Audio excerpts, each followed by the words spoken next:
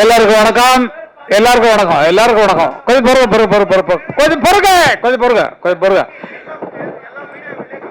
இப்படி கொஞ்சம் பொறுங்க. நான் பேசுறது கேட்டீங்கன்னா உங்களுக்கு நிறைய பாயிண்ட்ஸ் கிடைக்கும். கொஞ்சம் பொறுமையா இருப்போம் சார்.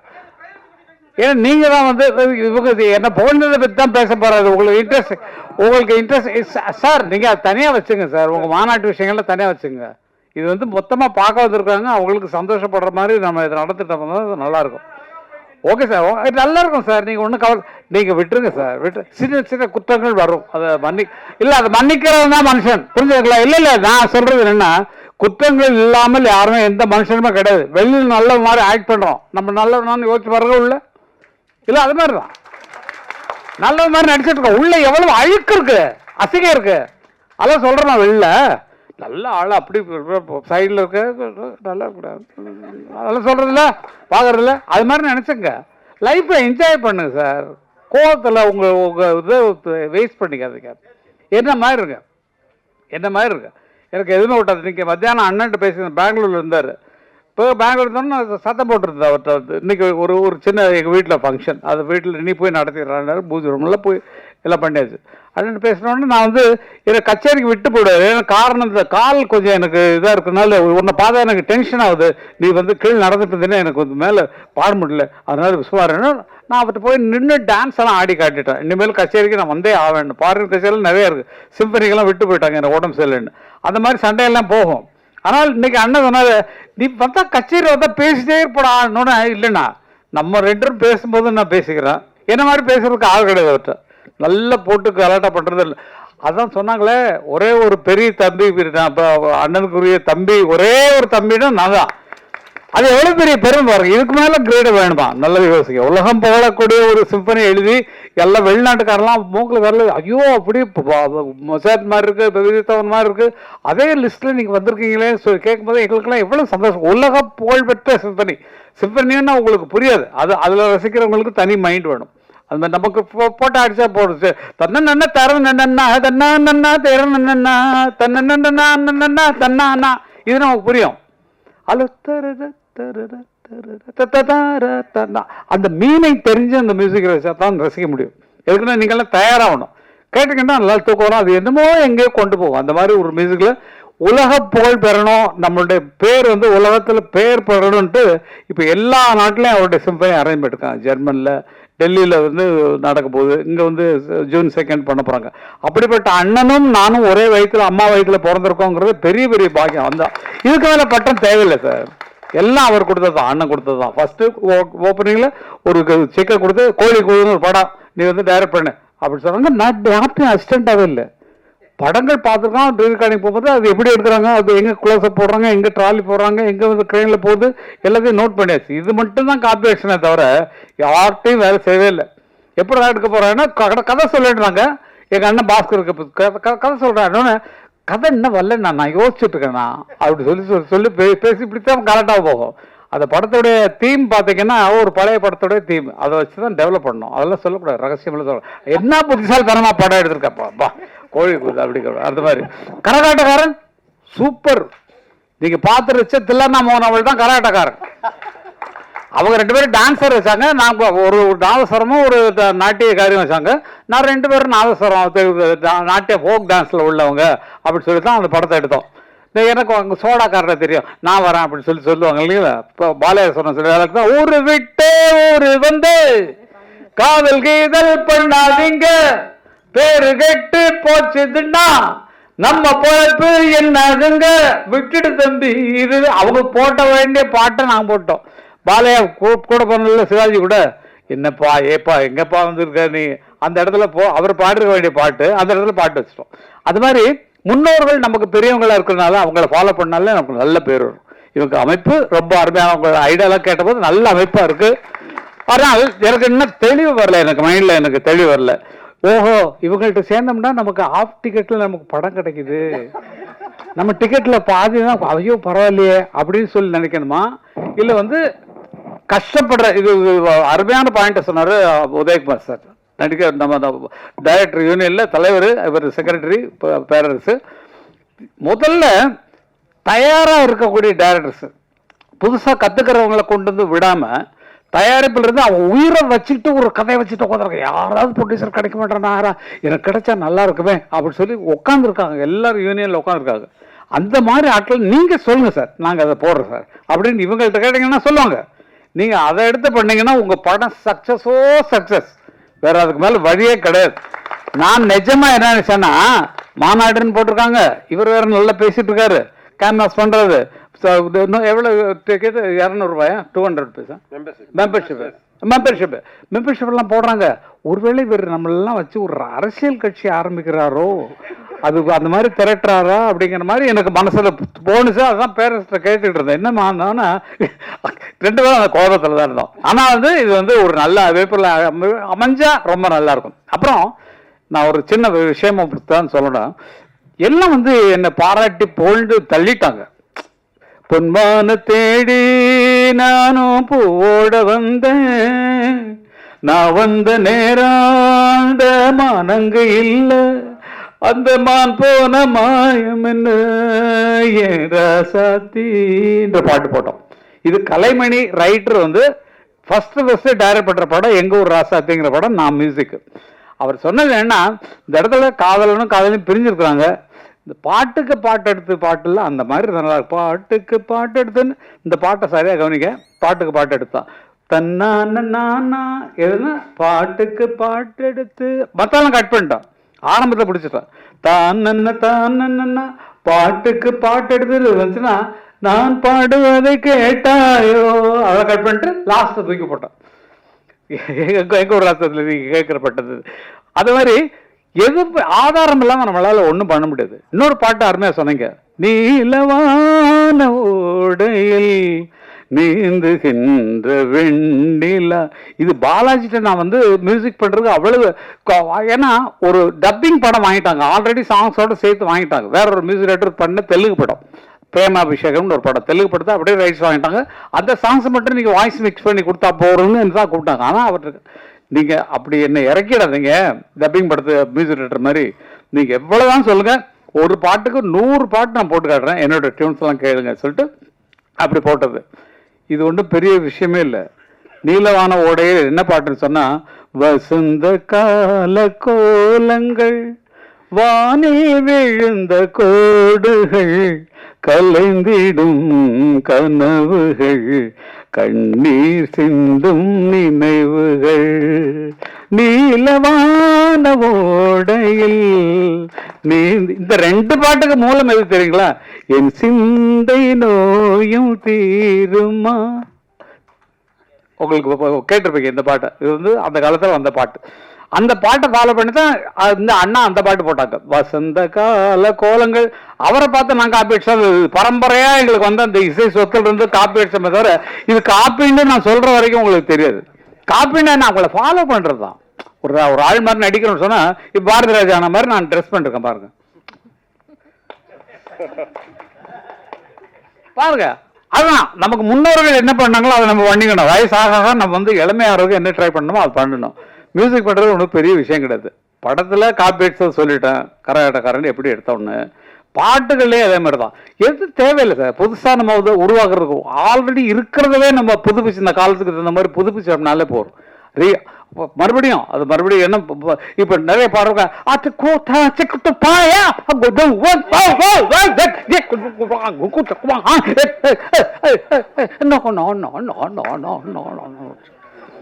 நீங்க நல்லா நினைச்சு பாருங்க, இருந்த கற்பை கெடுத்திருக்கமா காப்பாத்திருக்கமான்னு யோசிச்சு பாருங்க. பாட்டுடைய கற்பு, கதையினுடைய கற்பு எல்லாத்தையும் கலைச்சு. நான் தயவு செய்து தப்பா சொல்றேன்னு நினைக்காதீங்க. படம் பார்த்தா எல்லாரும் துப்பாக்கி வச்சிருக்காங்க, துப்பாக்கி இருக்கு, நிறைய துப்பாக்கி இருக்கு. நான் படம் ஃபுல்லா பார்த்தா தான் என்னால சொல்ல முடியும். காரணம் என்னன்னா, நல்லா இருக்கு, நல்ல ஒரு புதிய குழு உருவாக்கிருக்கீங்க, கதையெல்லாம் பாக்குறோம். கதையெல்லாம் பார்த்தா இப்ப வர்ற கலாச்சாரங்கள் எல்லாமே வன்முறைகளை முன்னால வச்சு வருது. நீங்க அதெல்லாம் நல்லா கவனிக்கணும். பெரிய ஹீரோவா இருக்கட்டும், கமலே இறங்கிட்டாரு, நல்ல நடிகர். விக்ரம் படம் பாருங்க, எத்தனை ஃபைட்டு, துப்பாக்கி எவ்வளவு துப்பாக்கி வெரைட்டியா காட்டுறாரு. எந்த வருஷத்து துப்பாக்கி, இந்த வருஷத்து துப்பாக்கி, இனி வரப்போற அட்வான்ஸ் துப்பாக்கின்னு இந்த கல்ச்சருக்கு தகுந்த மாதிரி மாறிட்டாரு கமலஹாசன். அப்போ ஜனங்கள்கிட்ட நல்ல கதையை கொண்டு போய் சேர்க்கறதுக்கும் நல்ல நடிப்புக்கான கதைகளை தேர்ந்தெடுப்பதுக்கும் குறைஞ்சி போச்சு. அதுதான் நல்ல யோசிச்சு பாருங்க, சின்னக்கவுண்டர்ல என்ன அருமையான பாடங்கள், இப்போ பேரரசு எடுத்த படங்கள்ல என்ன அவ்வளோ அருமையான படங்கள். கதையின் நோக்கம் அதை சரியா ஜனங்கள் கொண்டு போய், ஐயோ நம்ம லைஃப்ல நடந்தா அப்படி காட்டுறாங்களே, நம்ம ஊர்ல 10 பெரிய மனுஷங்க வர்றாரு, ஐயோ ஐயா அப்படிங்கிற மாதிரி நமக்குள்ள அந்த உணர்வு வரக்கூடிய கதைகளை நம்ம உருவாக்குறதுக்கு ட்ரை பண்ணணும். நம்ம வாழ்வியல்ல நிறைய கதைகள் இருக்கு, எக்கச்சக்க. நம்ம குடும்பத்தை நினைச்சு பாருங்களேன், நம்ம குடும்பத்தில் நம்ம ஒரு என்ன கஷ்டப்படுறோம், எப்படி பண்றோம், வெளியில எப்படி நம்ம பந்தாவா நடந்துக்கிறோம், இதே ஒரு கதை, அருமையான கதை. எவ்வளவு துக்கங்கள் துயரங்கள் இருக்கலாம். அந்த மாதிரி கதைகளை தேர்ந்தெடுப்பதில் இவங்களுக்கு ஒரு அறிவுரை மாதிரி தான் நான் சொல்றேன். அது என்னன்னா, நிறைய பேர் வச்சுட்டு தவிச்சிட்டு இருக்கிறாங்க, எங்களுக்கு ப்ரொடியூசர் கிடைப்பாங்களான்னு தவம் இருக்கிறாங்க. அப்படிப்பட்டவர்களே நீங்க கண்டிப்பாக நீங்க சேர வேண்டியது. இப்போ நீங்க வந்து டைரக்ட் பண்ணிருக்கீங்க, நீங்க இந்த டைரக்டர்ஸ் யூனியன்ல மெம்பர் ஆனீங்களா? நான் கில்ட் இருக்கேன் சார். இல்ல சொல்லுங்க. இதுல சார் வெங்கடையில இல்ல சாரோட கண்டிஷன் போட்டுட்டாரு. இல்ல டெஃபினட்டா மியூசிக் டைரக்டரா இருந்தா எங்க மியூசிக் யூனியன்ல இருக்கணும். ஒரு பாயா ஒர்க் பண்ற பாயா இருந்தா கூட அதுல யூனியன்ல சேரணும். யூனியன் பாயை கரெக்டா பிரிச்சு அருமையா வச்சிருக்காங்க. டைரக்டர் யூனியன்ல தான் டைரக்ட் பண்ண முடியும். இல்லாட்டா வந்து ஷூட்டிங் பேக்கப் பண்ண நிறுத்து யாரை கட்டியா எடுத்துக்கிட்டு இருக்க அப்படின்னு சொல்லி ஆட்கள் பயங்கர பாக்குறதுக்கு சாஃப்டா இருக்காங்க சார். அவங்க பட்ட பிடிச்சாங்கன்னா அவ்வளவுதான் அந்த மாதிரி ஆட்கள். அதே மாதிரி என்ன ரூல் இருக்கோ அதை நம்ம ஃபாலோ பண்ணா நல்லா இருக்கும். என்னுடைய வேண்டுதல் என்னன்னா, இவ்வளவு பெரிய ஐடியாவோட நீங்க பண்ணிட்டு இருக்கிறீங்க, நல்ல கதைகளை வச்சுட்டு எனக்கு ஒரு சான்ஸ் கிடைக்காதா, கிடைச்சா பிச்சலாயா அப்படின்னு சொல்லி நினைக்கக்கூடியவர்கள் நிறைய பேர் இருக்காங்க. அவங்கள யூஸ் பண்ணி நீங்க படத்தை ஆரம்பிங்க, அதுல காசு சேர்த்துக்குங்க. அதுக்கப்புறம் நீங்க வெளியே, ஏன்னா உங்க பாட்டே வந்தது விட்பா விட மாட்டோம்னு இருந்தது ஃபர்ஸ்ட் வேர்டு. இது வேற எவனா சொன்னா உங்களுக்கு எப்படி இருக்கும்?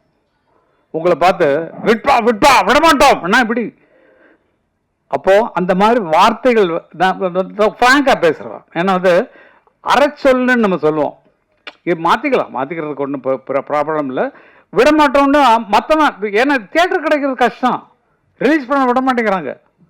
இடம் கேப் கிடைச்சா வந்து ஒரு வாரம் ஃப்ரீயாக இருக்கு, அதில் வேணால் போட்டுக்கோ அப்படின்னு சொன்னால் படம் எங்கே வெற்றி பெறாது. அதனால அப்படி சொல்கிறதுக்கெல்லாம் ஆட்கள் நிறையா இருக்கிறாங்க. பாசிட்டிவ் திங்காக இருக்கணும், டோட்டலாக வந்து நெகட்டிவ் திங்கை பண்ணக்கூடாது. அதே மாதிரி வன்முறைகளை தூக்கி கொண்டு வந்து கதையாக்குவது குறையணும். நம்ம வாழ்வியலை சொல்லக்கூடிய கதைகளாக எடுத்தீங்கன்னா ரொம்ப நல்லா இருக்கும்னு நினைக்கிறேன். இசைக்கு முக்கியத்துவம் கொடுத்தீங்கன்னா உங்களுக்கெல்லாம் ஃப்ரீயாக வந்து இளையராஜா பண்ணி வைக்கிட்டு என்னுடைய பொறுப்பு.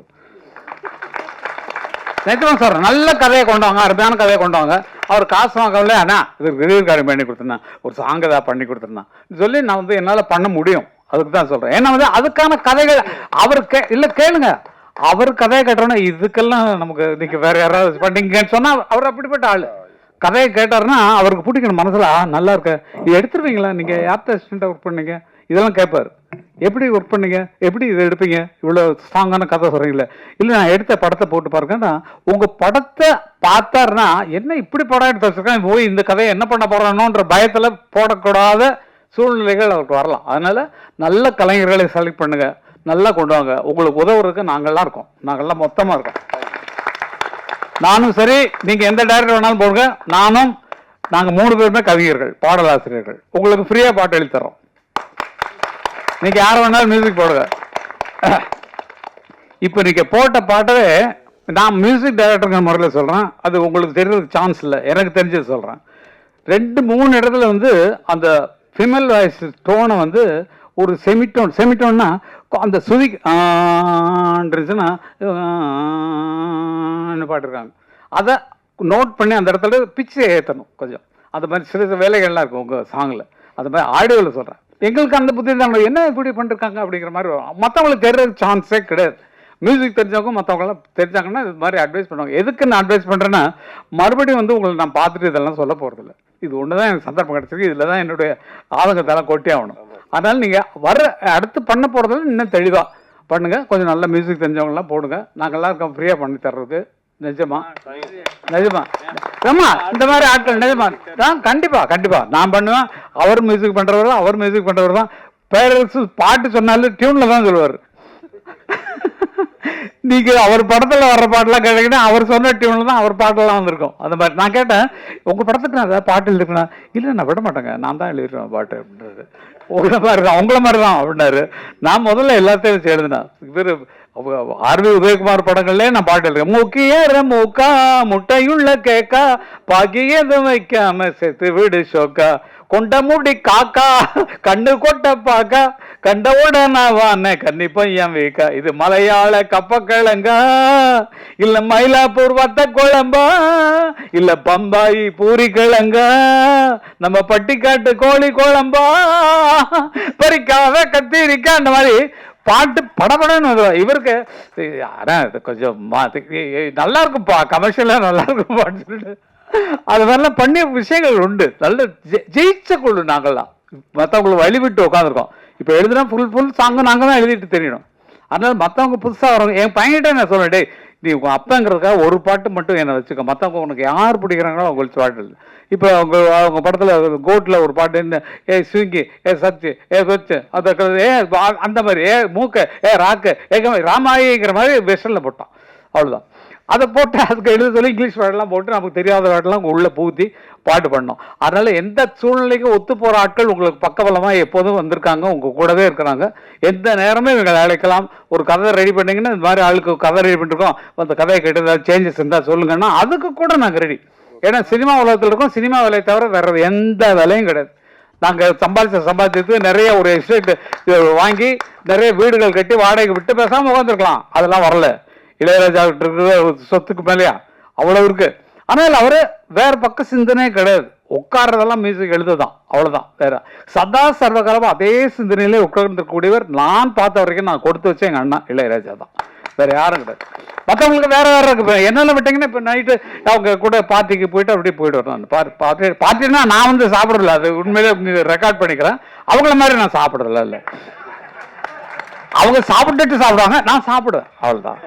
அது மாதிரி இல்லை, எல்லாருமே இவங்களை பண்ணிட்டு சொல்ல சினிமாவில் எல்லாம் அது ஒரு ரிலாக்ஸ். ஃப்ரெண்ட்ஸோட சேர்ந்தமா ஜாலியாக இருந்தோமா அது போட்ட உடனே மனசு இருக்கலாம் கொட்டும்.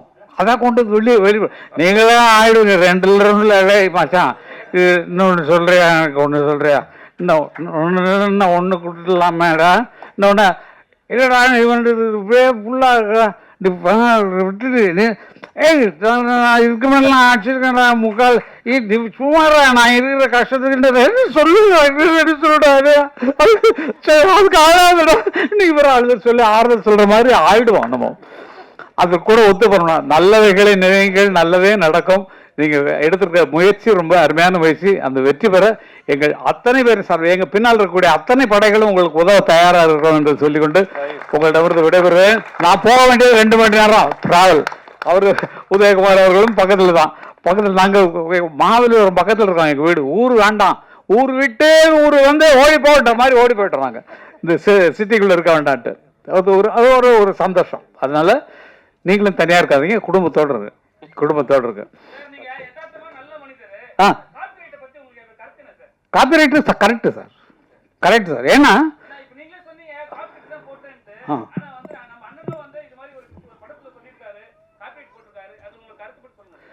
காப்பிரைட்ஸுங்கிறது வந்து வேர்ல்டு ரூலில் தான் நாங்கள் ஃபாலோ பண்ணுறோமே தவிர இந்தியன் ரூலில் கொண்டு வந்தாச்சு. அதை லண்டனில் எங்களுக்கு மெயின் ஆஃபீஸ் இருக்குது. உலகம் ஃபுல்லாக என்ன ஒருன்னா மைக்கேல் ஜாக்சன் அவர் மியூசிக் பண்ணி அவர் பாட்டு எழுதி அவர் நடிக்கிறார் இல்லைங்களா, அவர் கொண்டு வந்த திட்டம் தான்.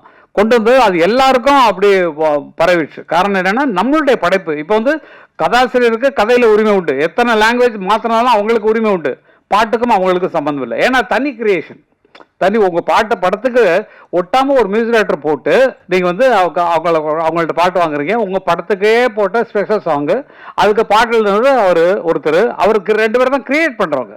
அதுக்கப்புறம் தான் அடுத்த கூலிக்காரங்களாக வர்றது பிளேபேக் சிங்கர்ஸ் வருவாங்க. அவங்களுக்கு பணம் கொடுக்குறோம், அவங்க வந்து பாடுறாங்க. முதல்ல இருந்த எங்களுக்கு சரஸ்வதி ஸ்டோர்ஸில் உள்ள கான்ட்ராக்ட் இருந்தோம், எங்களுக்கு தெரியாது. அவங்க வந்து பூஜை அன்னைக்கு வந்து ஒரு 10,000 ரூபா அட்வான்ஸ் கொடுப்பாங்க. இன்னைக்கு வரைக்கும் தெரியாது. எங்கள் அன்னக்கிளி படம் அவ்வளவு சேலாக இருக்குது, பத்திரகாளியெல்லாம் அவ்வளவு சேலாக இருக்குது. அந்த ரெக்கார்டுக்கு 1 பைசா எங்களுக்கு வரல. அதுக்கப்புறம் தான் அண்ணா என்ன பண்ணாங்கன்னா, ஃபஸ்ட்டு கான்ட்ராக்ட் போடும்போது மியூசிக் கான்ட்ராக்டை அவர் வாங்கிடுவார். தட் இஸ் பணத்தை எவ்வளோ நாள் கம்மி பண்ணிக்கோ, எனக்கு இந்த மியூசிக் ரைட்ஸ் எங்கிட்ட தான் இருக்கும் லைஃப் லாங். ஏன்னா எங்கள் அண்ணனோட லைப்ரரியில் அது வந்துடும், என்னோடய பாட்டுகள் எல்லாமே அது வந்துடும். அப்போது ஒரு தரம் கச்சேரியில் நான் சொல்லி திட்டினதுக்கப்புறம் தான் கச்சேரி ஆட்களை ஃப்ரீயாக பாட சொன்னார்.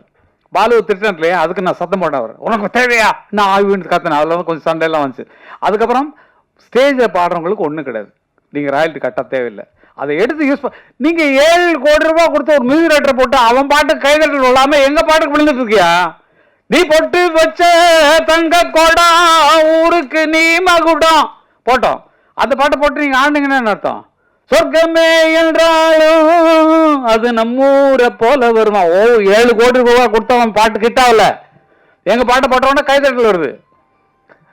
ஏன் ஜோடி மஞ்சக்குருவி நாடு என்ன பாட்டு தான், சாஞ்சாடு நெஞ்ச தழுவின்னு. மியூசிக் போட்டவன்ல ஓன் பாட்டு கிட்டாவில்லையா? எங்க பாட்டு போட்டவொடனே ஆளுக்கு கைதட்டான், உச்சில் அடிக்கிறான், டான்ஸ் ஆடுறான். அப்போ அதுக்கு கூலி எங்களுக்கு வரணும் இல்லை? எங்கள் பேர் போடாமல் தானே எங்கள் மியூசிக் டைரக்டருக்கு பணம் கொடுத்து அவ்வளோ கொடுத்து அவங்கள்ட்ட வாங்க முடியாது தானே எங்கள் பாட்டு போடுறீங்க. அப்போ எங்களுக்கு அதில் பங்கு உண்டு இல்லை? எங்களுக்கு கொடுத்துருக்கணும் இல்லை? எங்கள்கிட்ட பெர்மிஷன் வாங்க. பெர்மிஷன் கேட்டால் ஃப்ரீ அண்ணன் கொடுத்துருவார்.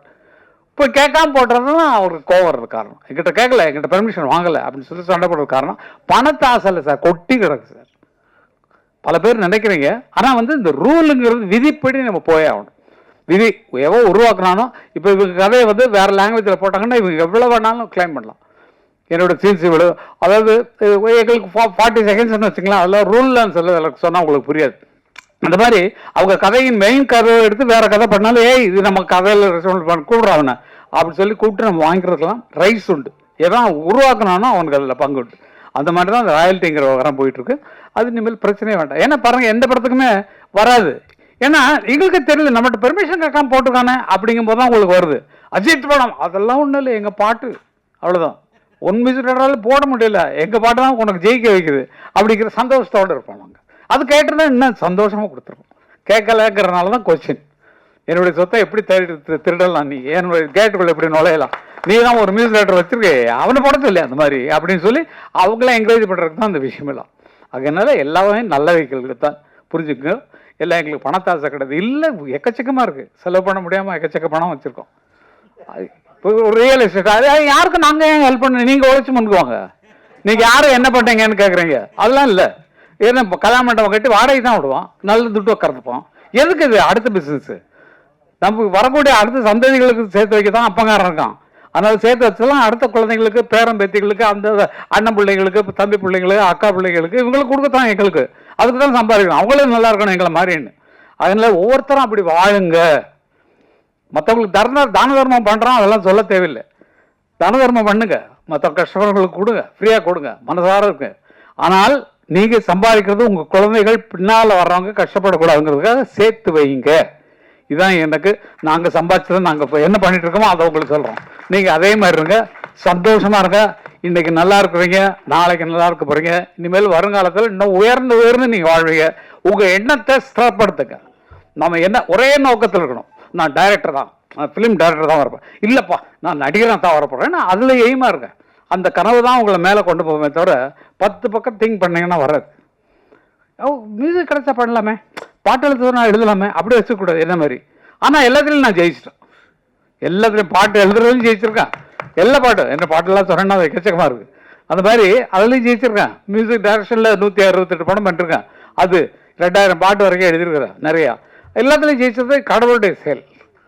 என் நோக்கம் வந்து எந்த வேலை கிடைச்சா, இப்போ நீங்கள் ஒரு வேலைக்கு விட்டீங்கன்னா வந்துடுவேன் நான். அந்த மாதிரி வேலை வேணும். அதனால அந்த மாதிரி வேலை தான் அவங்க. நாங்கள் நீங்களும் உங்கள் மனசை மாற்றிக்கொண்டு நல்லவைகளை நிலைங்க, நல்ல நோக்கியே பயணப்படுங்கள். நடக்கிறது எல்லாமே நல்லா நடக்கும். உங்கள் ஐடியா பிரமாதமாக இருக்குது. நான் சொன்னதை மனசில் ஏற்றுக்கொண்டு டைரக்டர் சென்னையில் டைரக்டர் பிடிங்க, எல்லாம் உங்களுக்கு ஃப்ரீயாக பண்ணி தரதுக்கு நாங்கள் இருக்கோம். எல்லாம் பார்த்துக்கலாம், சீக்கிரமாக பண்ணலாம். Thank you sir. நன்றி நன்றி, எல்லாருக்கும் நன்றிங்க, ரொம்ப நன்றி நன்றி.